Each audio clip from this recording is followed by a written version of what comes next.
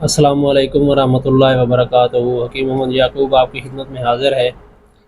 آج کا جو ہمارا ٹاپک ہے وہ لبوب کبیر کے اوپر ہے۔ لبوب کبیر بنانے کا طریقہ اور اس میں کیا کیا چیزیں ڈلتی ہیں، اور یہ کافی پرانا نسخہ ہے لیکن بہت اچھی چیز ہے، اس کی ڈیمانڈ بھی بہت ہے اور اس کے فوائد بھی بہت سارے ہیں۔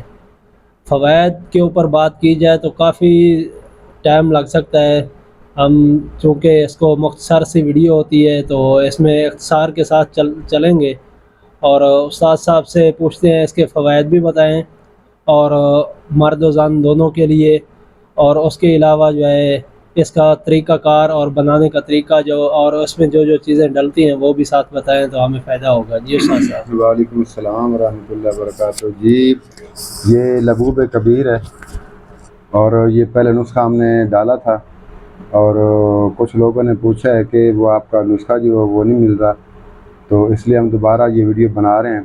ایسے لوگ جن کی منی کی پیدائش نہیں ہوتی، یا ایسے نوجوان حضرات جو کسی وجہ سے، کسی غلط کاری کی وجہ سے منی کا ضیاع کر بیٹھتے ہیں، اور منی کی صفائی کے لیے، اس کی پیدائش کے لیے جب آپ آخری عمر کے اندر جاتے ہیں 60 70 80 پلس، تو پھر خزانہ منی جو ہے وہ بالکل خالی ہو جاتا ہے، منی بنانا بند کر دیتا ہے۔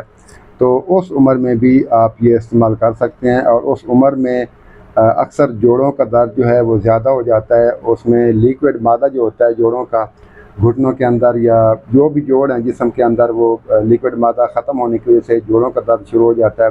تو اس عمر میں بھی آپ استعمال کر سکتے ہیں، خواہ آپ کی اس عمر میں وائف زندہ ہے یا نہیں ہے، دونوں صورتوں میں آپ اس کو استعمال کر سکتے ہیں۔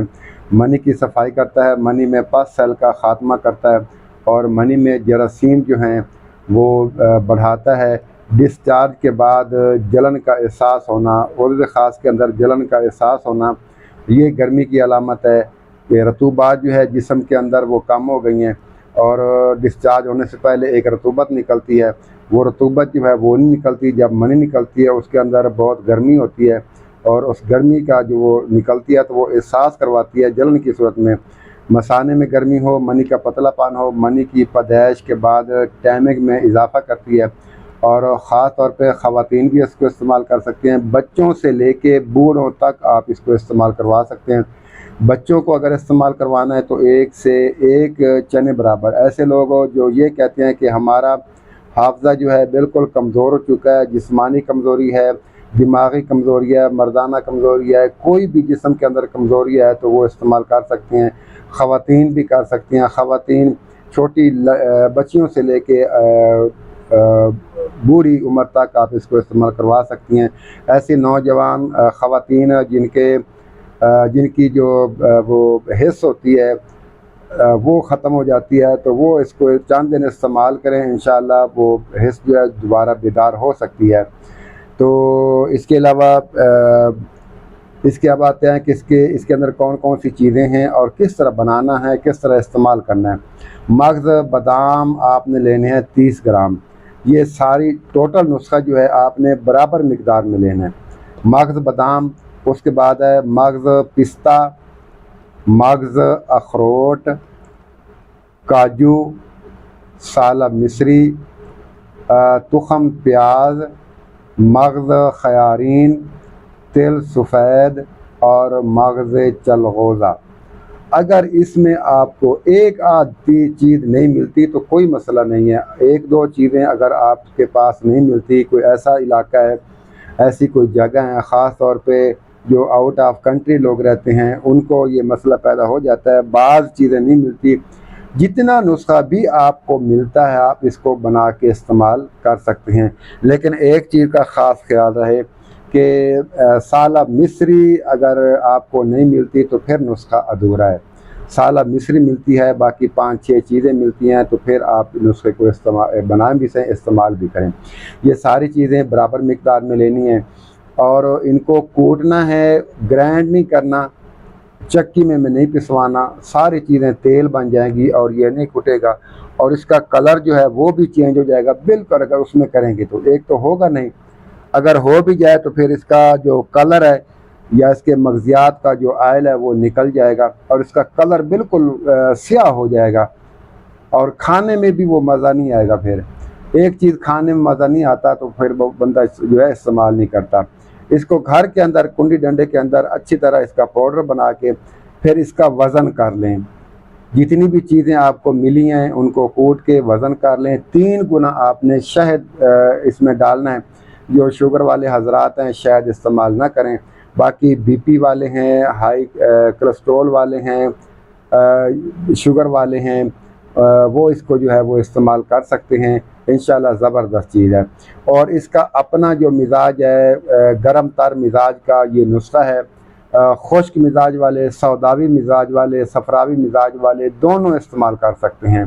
جن کے جسم کے اندر خشکی بڑھ گئی ہے یا گرمی بڑھ گئی ہے وہ دونوں مزاج والے اس کو استعمال کر سکتے ہیں. اور اس کی اب رہتی ہے کہ مقدار خوراک اس کی کیا ہونی چاہیے. مقدار خوراک اس کی 1 کھانے والا چمچ لینا ہے. 1 چمچ صبح 1 چمچ شام. یہ ہے نوجوان شادی شدہ کے لیے. اگر بچے استعمال کریں گے تو 2 سے 3 چنے برابر صبح شام استعمال کرائیں. اور اگر آپ کی عمر 50-60 اس سے پلس ہے تو پھر آپ نے 1 چمچ صبح 1 دوپہر اور 1 شام استعمال کرنا ہے. اور اس کے ساتھ ہمارا غذائی چارٹ آپ کو اس چینل پہ مل سکتا ہے یا حکیم 804 پہ بھی آپ کو یہ غذائی چارٹ جو ہے وہ آپ کو مل سکتا ہے. غذائی چارٹ کے اندر گرم تر گرم, تر سرد, سرد تر, ایسی اغذیہ جو ہے آپ استعمال کر سکتے ہیں. گرم خشک اور خشک گرم جو اغذیہ ہیں, جو غذائیں ہیں, ان سے آپ نے پرہیز کرنا ہے. اور انشاءاللہ جو بندہ بھی اس نسخے کو بنائے گا اس نسخے جو ہے انشاءاللہ فائدہ حاصل کرے گا. جی استاد صاحب, اس میں ایک چیز کا اضافہ کر دیں کہ مائیں بہنیں ایسی جن کو لیکوریا ہوتا ہے, جلندار لیکوریا جو گرمی کی وجہ سے ہوتا ہے, رحم میں سوزش ہوتی ہے, اس کی وجہ سے جو لیکوریا ہوتا ہے, تو اس کے لیے بھی اس کا فوائد بتا دیں. لیکوریا کے لیے زبردست چیز ہے, لیکن گرمی کا لیکوریا ہو اور رحم کی سوزش 2 طرح کی ہوتی ہے. یا تو میری ماں بہن بیٹی خود جو ہے وہ گرم چیزیں استعمال کرتی ہے, اس کی وجہ سے رحم میں سوزش ہو جاتی ہے. یا ایسی میری مائیں بہنیں جو کہ شادی شدہ ہوتی ہیں, بیٹیاں شادی شدہ ہوتی ہیں, ان کے شوہر کے منی کے اندر جو ہے وہ گرمی ہوتی ہے, حدت ہوتی ہے. جب وہ منی رحم کے اندر جاتی ہے تو وہاں سوزش پیدا کر دیتی ہے, اور جب سوزش رحم کے اندر پیدا ہو جاتی ہے تو پھر وہ بچہ ان کی وجہ سے بھی لیکوریا ہو سکتا ہے. پانی کا جو خراج ہوتا ہے جو ان کی وجہ سے بھی ہوتا ہے. تو اگر یہ نہیں کہ یہ خواتین استعمال کریں, وہ مرد بھی استعمال کریں جن کی منی کے اندر زیادہ حدت ہے, گرمی ہے, کیونکہ جب وہ اندر جاتی ہے تو رحم کے اندر جا کے سوزش پیدا کر دیتی ہے, اور جب رحم کے اندر سوزش پیدا ہوتی رہتی ہے تو پھر بچہ جننے کا کم ہی چانسز ہوتے ہیں. ٹھیک ہے سر, بڑی مہربانی. آج کا جو ہمارا ٹاپک ہے ہم اس کو یہی مکمل کرتے ہیں.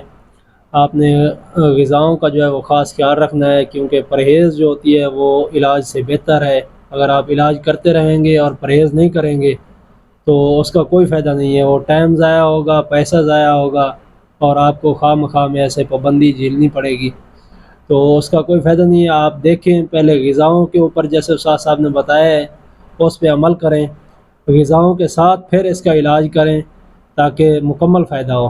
تو انشاءاللہ پھر ملاقات ہوگی کسی اور اچھی سی ویڈیو کے ساتھ. تب تک کے لیے اجازت دیں. السلام علیکم ورحمۃ اللہ وبرکاتہ.